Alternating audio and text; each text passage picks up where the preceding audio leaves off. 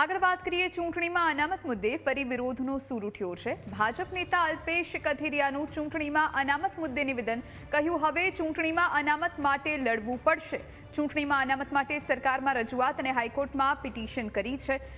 શૈક્ષણિક ક્ષેત્રે 10% EWS લાગુ થયું તે રીતે ચૂંટણીમાં પણ આ નિયમ લાગુ થવો જોઈએ। કહ્યું દરેક ગામમાં સમાજને એક થવાની જરૂર છે। સત્તા અને સિસ્ટમમાં આપણે ભાગીદાર બનવું પડશે। આજ વિશે વધુ જાણકારી સાથે સંવાદદાતા અમિત આપણી સાથે ફોનલાઈન પર જોડાયા છે। અમિત, ચૂંટણીમાં અનામત મુદ્દે ફરી એકવાર વિરોધનો સૂર ઉઠ્યો છે। અલ્પેશ કથિરિયાનું ચૂંટણીમાં અનામતને લઈને નિવેદન સામે આવ્યું છે। શું જાણકારી? જી ચોક્કસની વાત કરવામાં આવે હજી થોડા દિવસમાં જે ચૂંટણી જાહેર થવાની સંભાવનાઓ છે ને તે પહેલા જ સુરતમાં એક પાટીદારોની એક મોટી મીટિંગ મળી હતી અને આ મીટિંગની અંદર જે ચૂંટણીમાં EWS અનામતનો મુદ્દો છે તે ઉભો થયો હતો।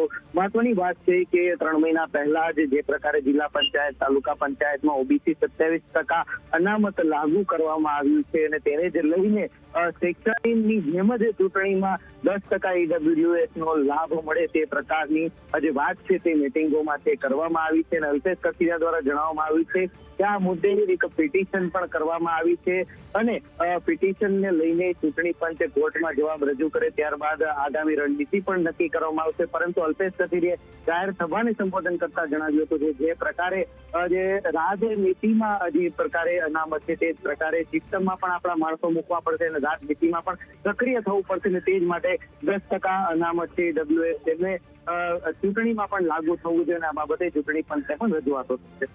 આભાર આપનો જાણકારી આપવા માટે।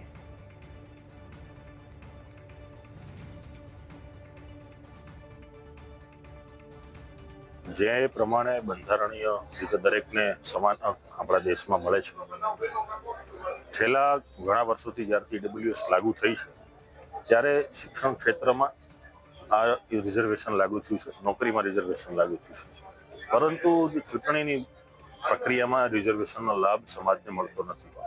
જેમ આ વખતે પ્રથમ વખત OBC 27% રિઝર્વેશનને સાથે ચૂંટણી લડાઈ રહી છે, સ્વાભાવિક છે કે 10% EWS ને પણ ઉમેરીને એની પણ સીટ રિઝર્વ એટલા માટે થવી જોઈએ કારણ કે બંધારણ બધાને સમન્યાય આપે છે અને બધાને તકો મળવી જોઈએ।